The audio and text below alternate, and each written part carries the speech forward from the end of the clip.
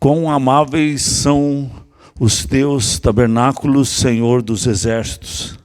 A minha alma suspira e desfalece pelos átrios, pelo pátio, pela casa do Senhor. O meu coração e a minha carne exultam pelo Deus vivo. A minha alegria é na presença do Senhor. O pardal encontrou casa. A andorinha encontrou um ninho para que possa acolher os seus filhotes. Eu, o Filho de Deus, nós, filhos de Deus, encontramos a casa do Senhor. Ali louvamos o Senhor para sempre. Felizes são os homens que têm a força no Senhor e têm o seu coração aplanados, caminhos aplanados pelo Senhor, diz o verso 5. Aplanados porque nas subidas, nas descidas, não sei se vocês já ouviram falar de quando a pessoa ela é bipolar, às vezes ela está lá em cima e às vezes ela está lá embaixo, às vezes ela se acha o máximo, mas às vezes ela se acha o nada.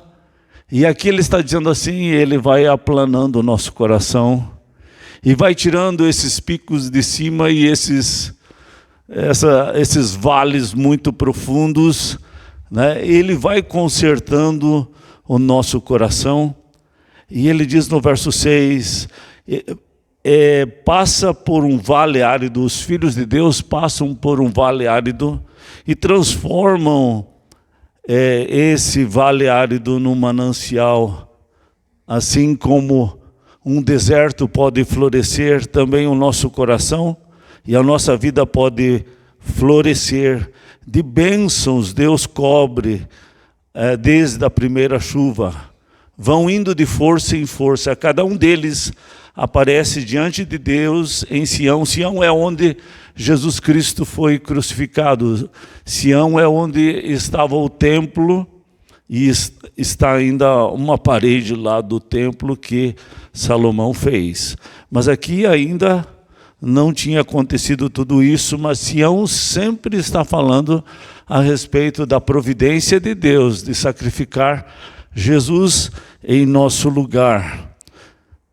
Senhor Deus dos exércitos, escuta-me a oração, presta ouvidos, ó Deus de Jacó. Olha, ó Deus, para nós, escudo nosso, contempla o rosto do teu ungido, pois um dia na casa do Senhor vale mais que 1000 fora da casa do Senhor. Prefiro estar na casa do Senhor do que permanecer na tenda da prostituição, na tenda da malícia, na tenda das piadas contra a mulher, porque o Senhor Deus é sol e escudo. Nós acho que cantamos 2 cânticos que falam de sol nessa noite, né? Não sei se o Tiago prestou atenção, mas acho que foi isso. Porque Deus é comparado com o sol, porque assim as plantas estão ali, procurando o sol, porque é do sol que as plantas tiram a vida, né? E os filhos de Deus são como essas plantas, né? Ou como como é que é o nome daquela planta que vai, é o girassol, que ela vai girando sempre em direção ao sol. Então, assim são os filhos de Deus, eles aprenderam a depender do Senhor, né? No Salmo 131 ele diz assim, como a criança desmamada se aquieta nos braços da sua mãe. Quer dizer, ela aprendeu a depender da mãe, a confiar na mãe, independente que ela tenha ou não o leite. Por quê? A princípio, ela só queria a mãe por causa do mamar. Mas agora ela quer a mãe porque é ali que ela se sente segura. E é isso que eu acredito que a gente precisa passar por essa experiência. Sabe? Muitas vezes a gente busca Deus por interesse em alguma coisa. Mas Deus, Ele quer que a gente aprenda a depender de Deus, a confiar em Deus, independente desses interesses. E aí a gente vai ter prazer na casa do Senhor. Não é mais aquela obrigação de ir para ter alguma coisa, para ter alguma vantagem em Deus. Mas é que em Deus é onde eu me sinto seguro, é onde a minha alma, porque Ele diz assim, como a minha alma, ela suspira e desfalece por Deus. É isso que a gente precisa orar, que a nossa alma suspire e desfaleça por Deus, porque isso não é natural. Naturalmente nós não gostamos da casa de Deus, naturalmente nós não gostamos de Deus, nós não gostamos de orar, porque até Deus diz assim, persevere na oração, porque não é uma coisa natural a oração, não é uma coisa natural a palavra de Deus, mas Ele está dizendo assim, você tem como aprender a gostar. Você tem como aprender a entender, aprender a ter prazer em Deus. Assim como alguns alimentos que você a princípio não gosta, mas você aprende a gostar.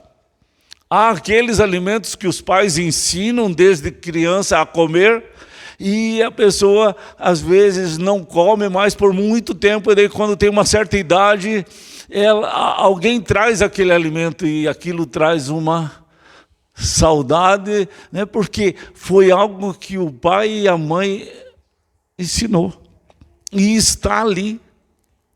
É algo que tem um sentimento bom, e é isso que Deus Ele quer que aconteça com a gente, que é algo assim que tem um sentimento bom. O Senhor é sol e escudo, o Senhor dá graça e glória. Nenhum bem sonega aos que andam nele. O Senhor dos exércitos, Senhor dos exércitos, feliz o homem que em ti confia. Mais uma vez, Deus não chama a gente a acreditarmos em Deus. Deus não chama ninguém a acreditar nele. Deus chama as pessoas a confiarem nele. Essa é a verdadeira expressão do chamado de Deus. Porque Deus diz assim, o diabo acredita em mim e tem medo de mim, não faz do diabo um salvo. Não faz o diabo andar na minha presença. Por isso Ele te chama a confiar, a ser amigo dEle, e não apenas acreditar nele. É uma grande bobagem a pessoa achar que acreditando em Deus é suficiente, porque o verdadeiro crer da Bíblia é confiar, é se tornar amigo de Deus. Amigo, você tem prazer. O Salmos 1 diz assim, medita na palavra de Deus de dia e tem prazer na palavra. Então, se você não tem prazer, ore para que você tenha, porque é muito difícil vir à igreja, ouvir uma mensagem sem prazer. Ter que me engolir a força.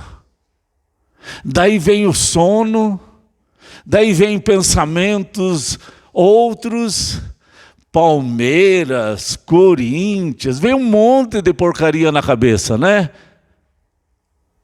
Então, e quando você tem prazer na palavra de Deus, aí fica uma coisa melhor, porque aí o sono não vem, né? A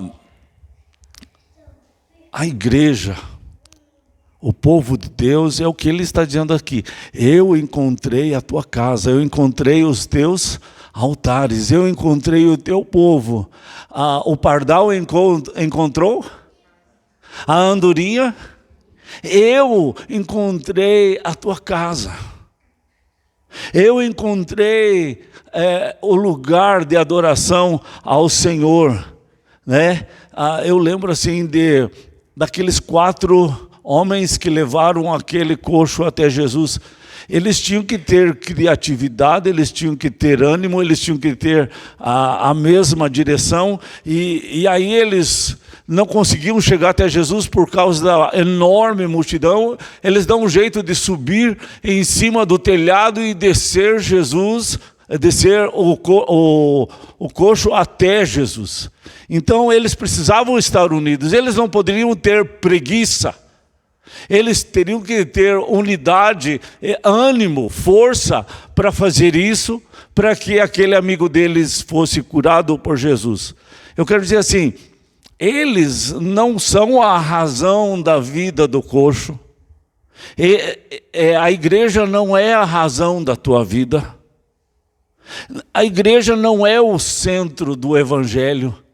Mas dificilmente a gente permanece no evangelho sem os nossos irmãos. Porque eles são como brasinhas, que daí nós todos reunidos, um aquece o outro. É como no fundo assim do mar, que tem aquelas pedrinhas, e você vê assim que é todas redondinhas, porque as ondas mexeram tanto com as pedrinhas e tornaram aquelas pedrinhas redondas.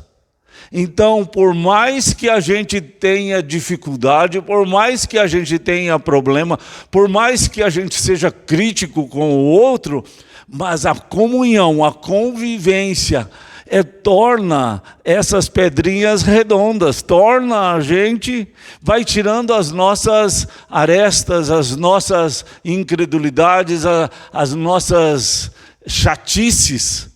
Não é assim, e a gente vai mudando. Não é assim que o Marquinho reclama do pastor Marcos, porque o pastor Marcos mudou? Não é assim?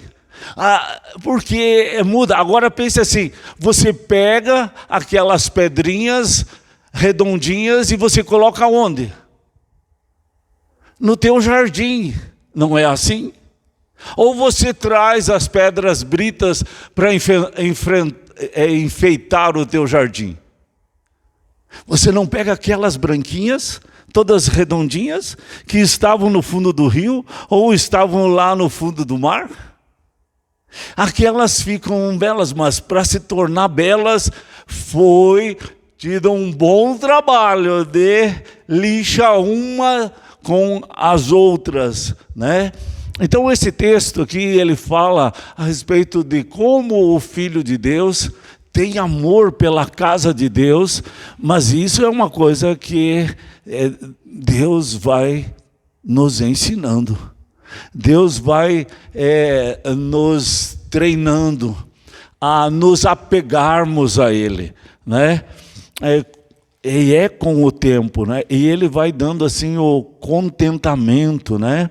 E fazendo da gente um manancial. Lembra que Jesus, ele foi à roda de um poço, e lá chegou uma mulher samaritana para tirar água. Aquele poço tinha uma água muito boa, mas quem tinha perfurado aquele poço?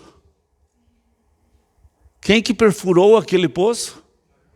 Jacó, que há muitos anos atrás tinha perfurado. A fama de Abraão, Isaac, Jacó é que em lugares desertos eles perfuravam poços e achavam água boa, não água amarga, não água saloba, mas água que prestava. Também os historiadores contam assim que vândalos passavam por ali e entupiam esses poços de água, enchiam de entulho esses poços de água.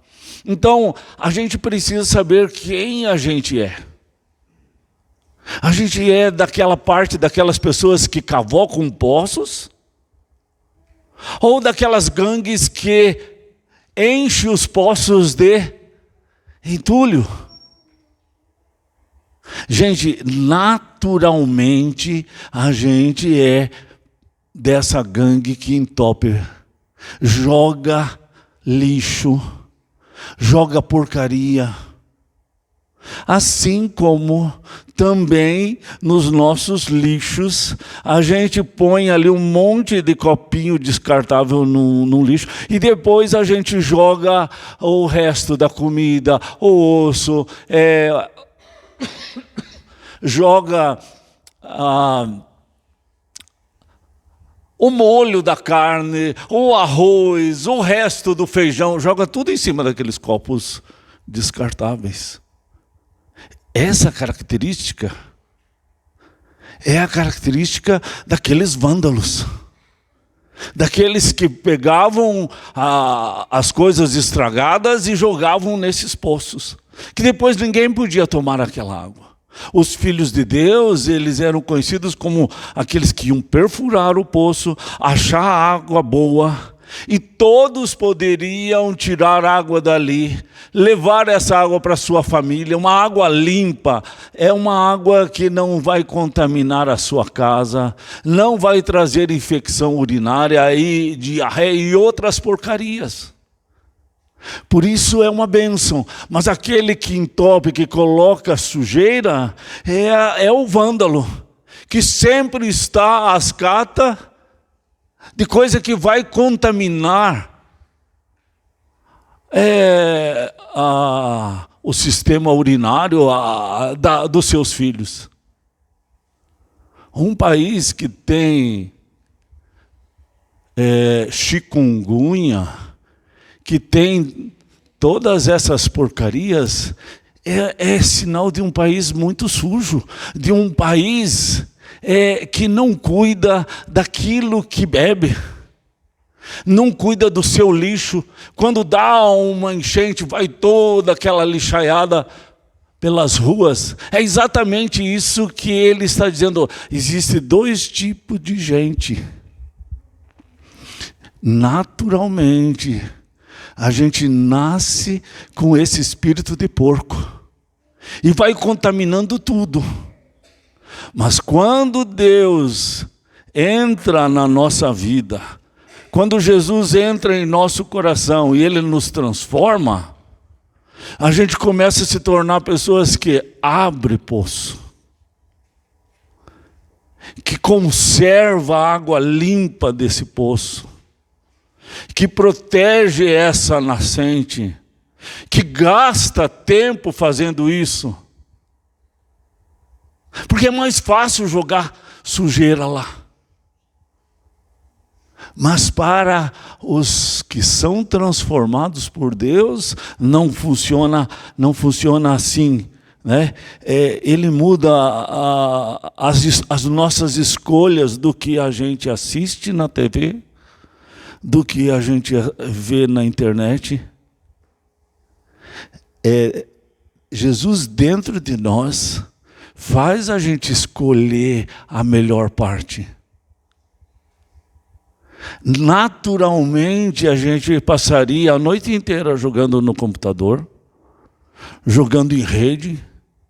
Naturalmente a gente levantaria meio-dia, só para comer a comida que a mãe preparou. Naturalmente a gente seria preguiçoso. Mas quando Deus muda a nossa vida, a gente deixa da vida torta. A gente começa a levantar mais cedo para trabalhar, para fazer alguma coisa que presta. Alguma coisa que abençoa, se torna um manancial, como diz o texto.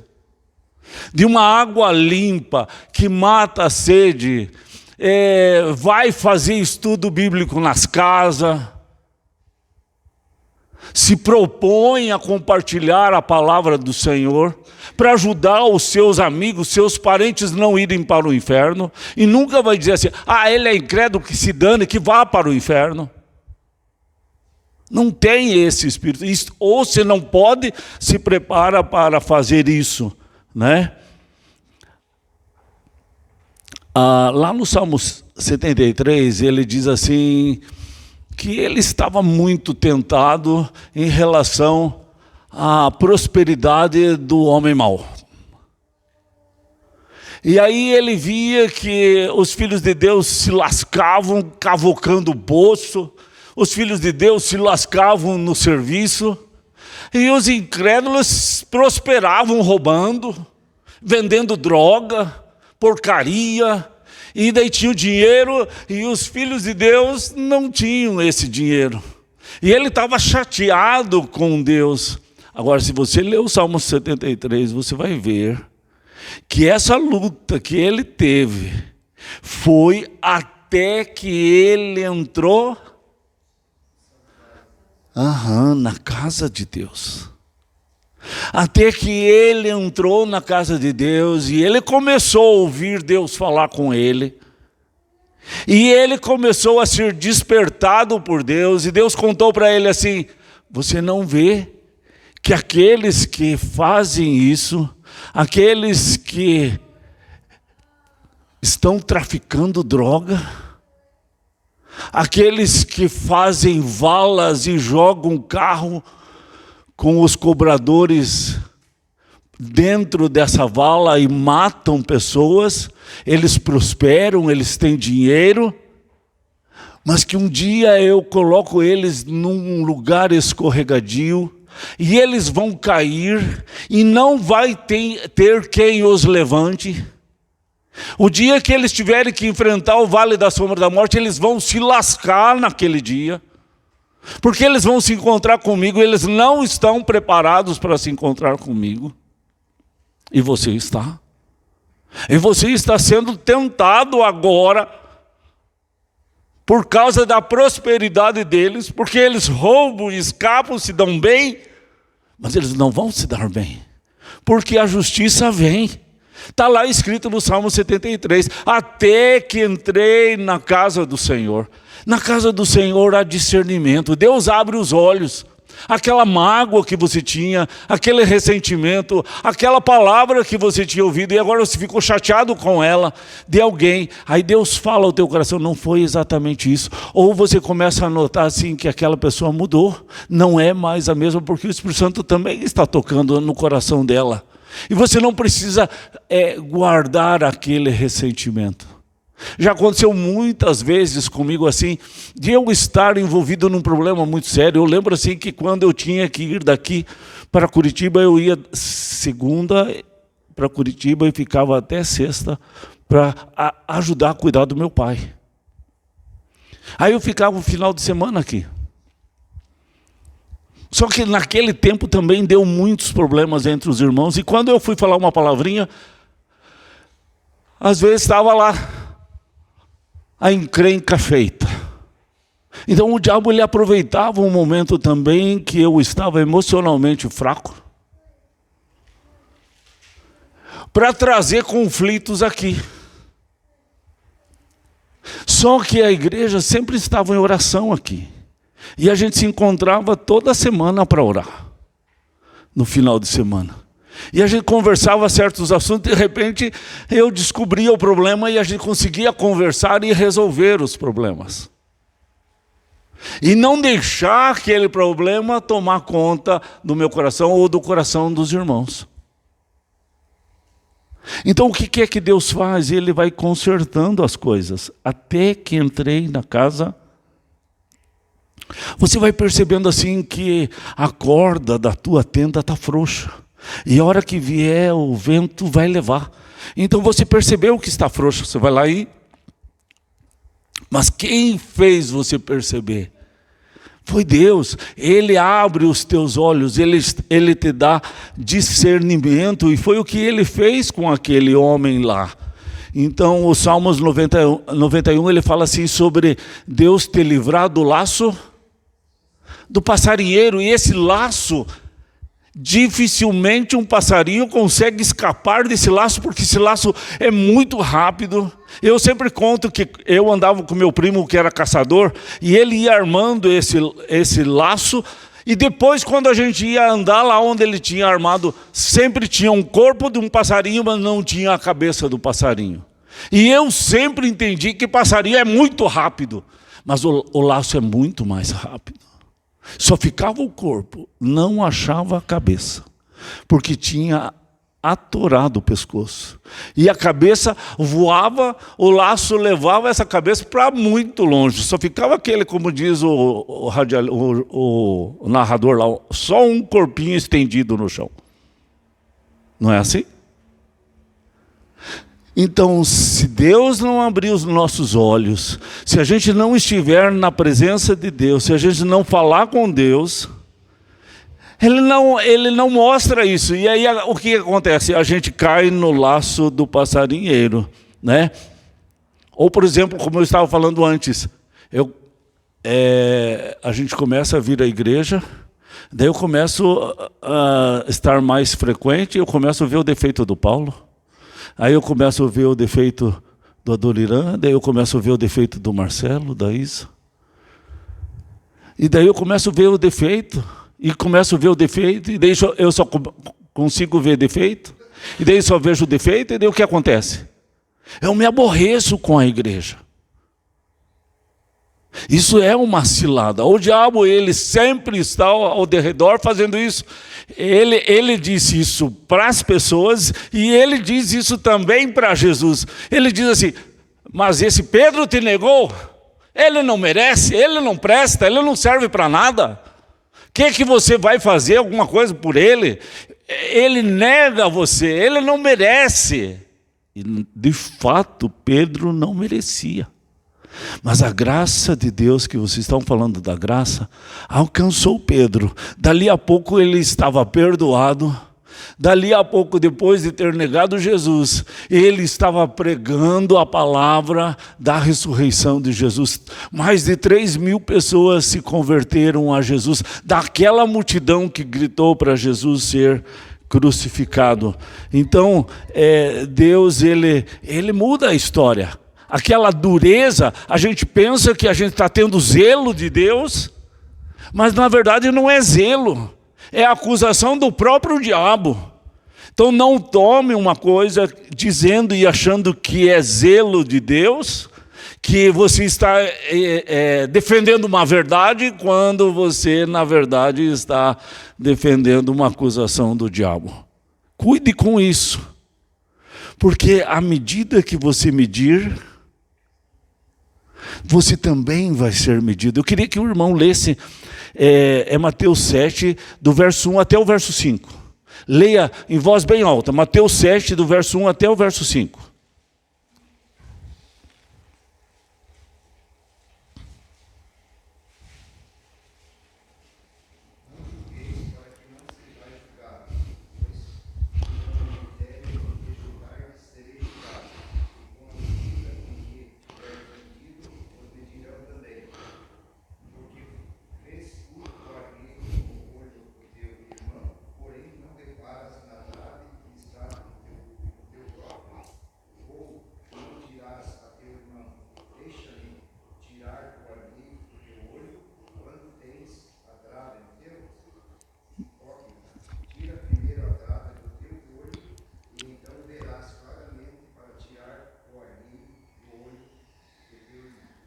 Jesus ele está falando assim de uma coisa que constantemente, naturalmente, pelo pecado a gente faz. A gente gosta de ver o defeito do outro. Na verdade, para justificar o nosso defeito. A gente gosta de ver o erro do outro para que as pessoas não enxerguem o meu erro. A gente gosta de apontar o pecado do outro para que as pessoas não vejam o meu pecado. Por isso Jesus ele fala essa frase assim: você está querendo tirar o cisco do olho do outro, quando você tem uma tora no teu olho. Jesus está dizendo assim, vai lá, tira primeiro a tora que está no teu olho, depois vai querer tirar o cisco que está no olho do outro. Sabia que Jesus falou exatamente isso? Ele diz, à medida que a gente medir os outros, a gente vai ser medido. Se a gente usar de misericórdia com os outros, Deus usa de misericórdia com a gente. Se a gente usar de justiça e dureza com o outro, Deus vai usar de justiça e dureza com a gente. E Jesus ele explicou muito bem naquela parábola daquele credor que teve uma dívida milionária perdoada, mas não conseguiu perdoar R$200, R$800 do seu companheiro. Porque a questão é o coração. A pessoa que é apegada ao dinheiro, que é avarenta, ela não consegue perdoar. Ela vê o erro do outro e quer cobrar o erro do outro, quer pôr a lei de Deus em cima do erro do outro, mas não consegue tirar o seu cisco, a sua tora que está no seu olho, não consegue ver. Parece que assim, a gente aponta o dedo, mas a gente não consegue ver que tem 3 dedos apontando para a gente, mas a gente só consegue olhar o outro, porque a gente se justifica nisso, né? Então, ele diz, cuidado com isso, que essa medida que você está usando, eu vou usar com você. Então, seja mais misericordioso nessa medida que você está usando com o outro. Quando 2 ou 3 estiverem reunidos em meu e concordarem em um assunto, o que acontece? Eu estou no meio de vocês e vou estar respondendo a oração de vocês. Então, ele está dizendo assim que o motivo da concordância precisa ser o perdão que eu usei para você. Se eu usei de misericórdia com você, use de misericórdia com o outro. Não use de rigor, de cobrança. Faça isso que você vai para o inferno.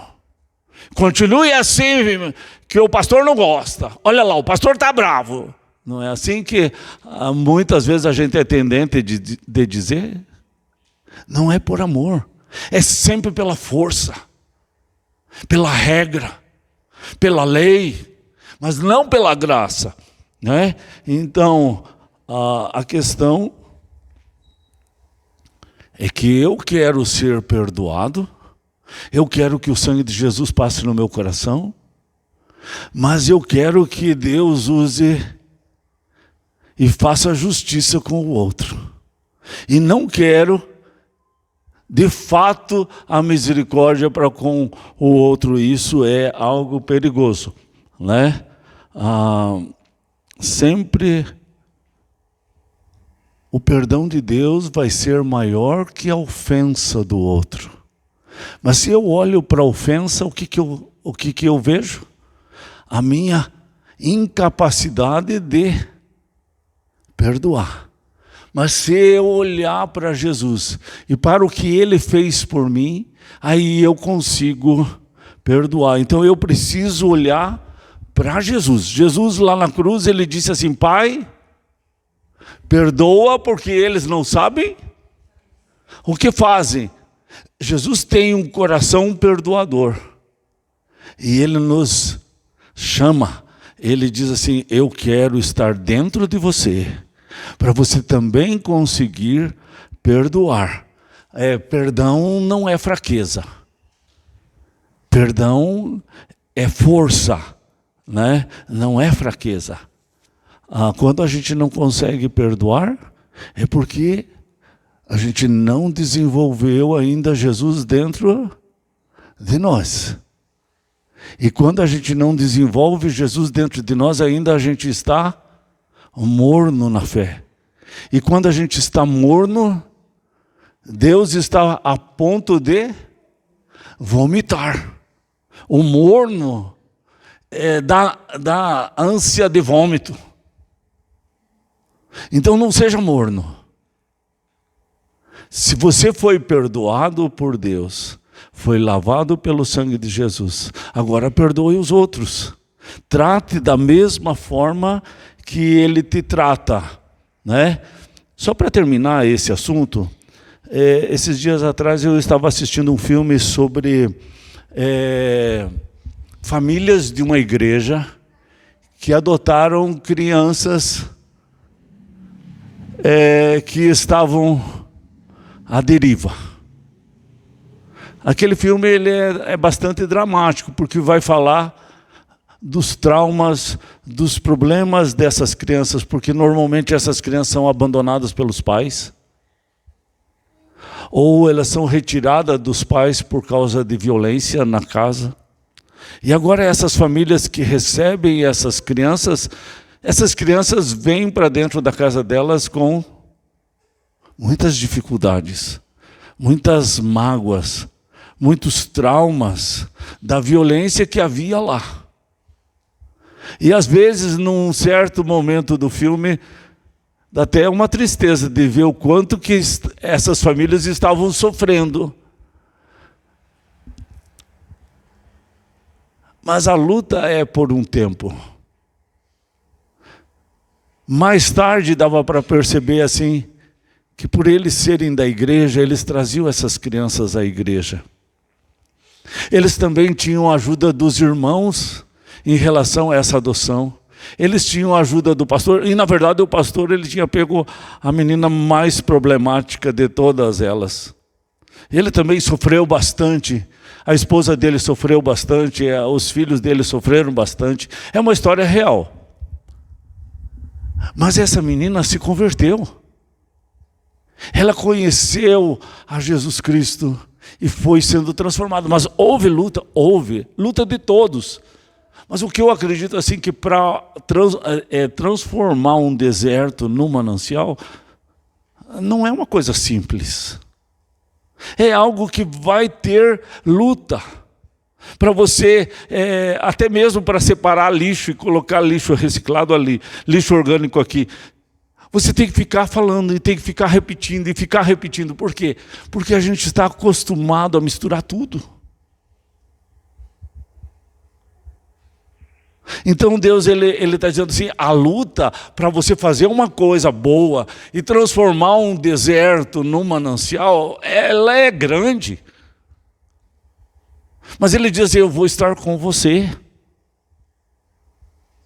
Pense assim, Jacó abria um poço, de repente num determinado tempo tinha jogado entulho lá dentro daquele poço. Então teria que ter pessoas para fazer a limpeza. É fácil. Não vai ter um momento que você vai dizer assim, cansei. Assim não dá. Só que não dá para desanimar. Tem que continuar. Apesar das dificuldades. Então, uma hora que você puder assistir esse filme, é bem joia, por quê? Porque você vê que apesar de todo o sofrimento daquelas famílias e das lutas, mas aquelas crianças tiveram uma oportunidade de sair daquele atoleiro.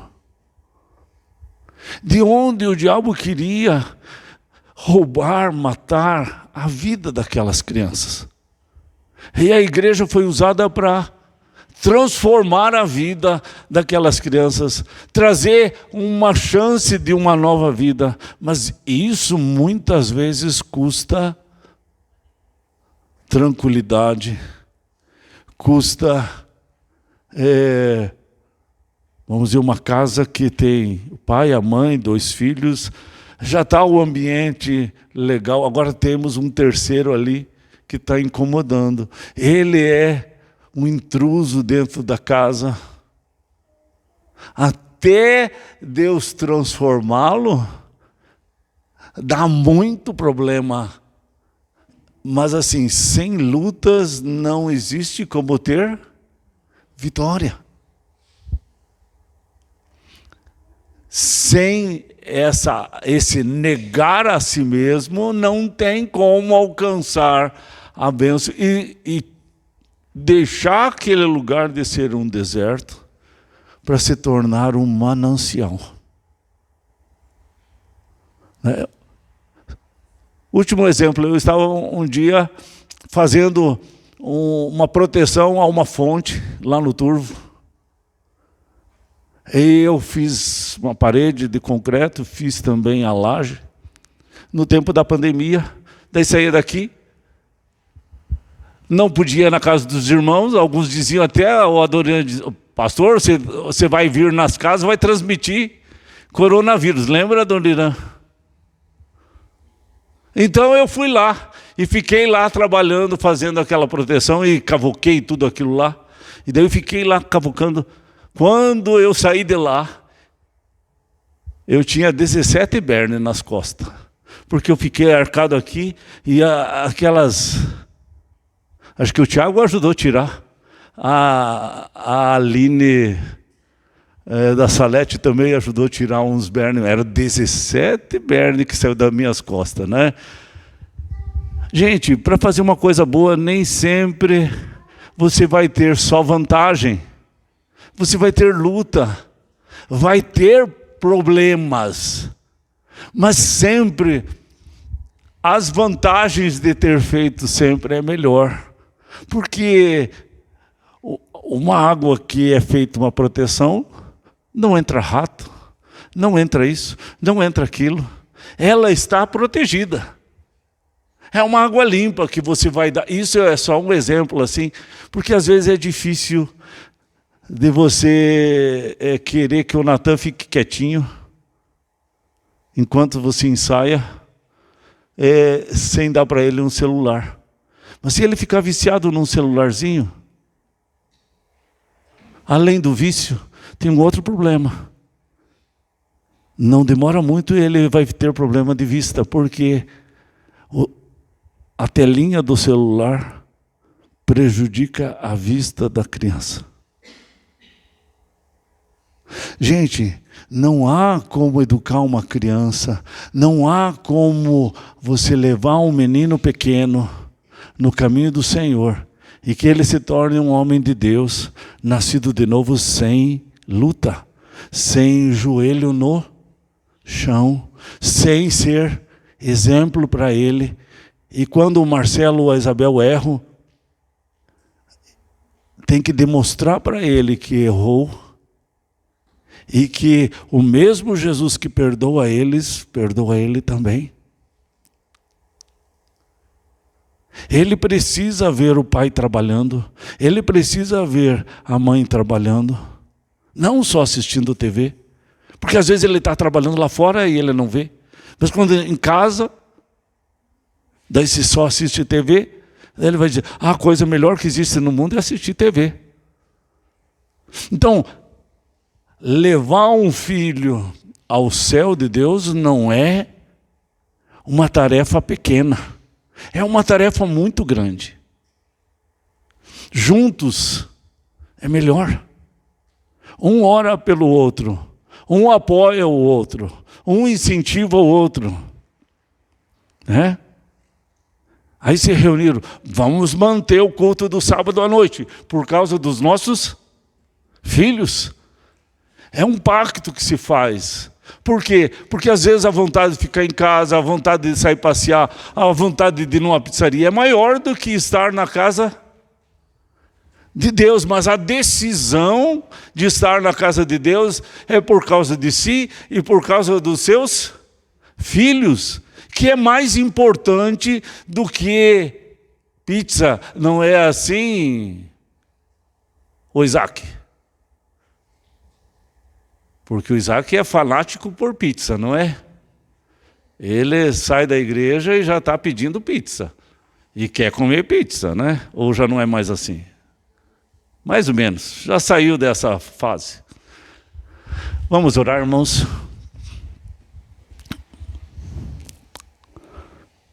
Obrigado, Senhor, pela palavra do Senhor. Obrigado, Senhor, porque é diante do Senhor, é na casa do Senhor, que o Senhor trata do nosso coração, que o Senhor remove parasitas da nossa alma, que o Senhor remove a preguiça, que o Senhor remove o cansaço, o enfado, o vazio do coração, o tédio, a vida sem sentido.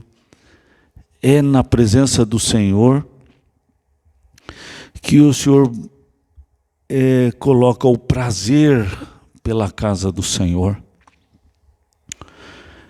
Que a nossa alma suspira e desfalece pela presença do Senhor, pela casa do Senhor, pela comunhão com os irmãos, por estarmos juntos. É o Senhor que dá a alegria de estarmos reunidos, e mesmo com os nossos defeitos, com os nossos erros, é o Senhor quem nos conserta. Um ajuda o outro, um ora pelo outro, um edifica o outro. É assim que nós queremos viver, Pai. Nós queremos tomar sempre essa decisão de estar com os nossos irmãos, assim como Jesus disse que ele tinha prazer de ter os seus discípulos com ele, que ele faria de tudo para que os seus discípulos estivessem com ele, porque ele amava cada um dos seus discípulos, ele amava essa comunhão. E eu creio que se Jesus está dentro de nós, também amamos essa comunhão, apesar dos erros dos irmãos, apesar de Pedro ser aquele homem que negou o Senhor, mas o Senhor o transformou, o Senhor o perdoou, o Senhor mudou a sua vida, a sua sorte. Obrigado, Senhor, porque isso que o Senhor fez com ele, o Senhor faz conosco também. Pelo poder que o Senhor tem de transformar todas as coisas, Pai. Ó Deus, estende assim a tua mão sobre nós, sobre teus filhos aqui, e esteja abençoando, cuidando, falando ao coração, Pai. Eu oro assim para que o Deus da paz nos santifique em tudo, e o nosso espírito, a nossa alma, o nosso corpo sejam encontrados pelo Senhor íntegros e irrepreensíveis na vinda de nosso Senhor Jesus. Amém. Amém.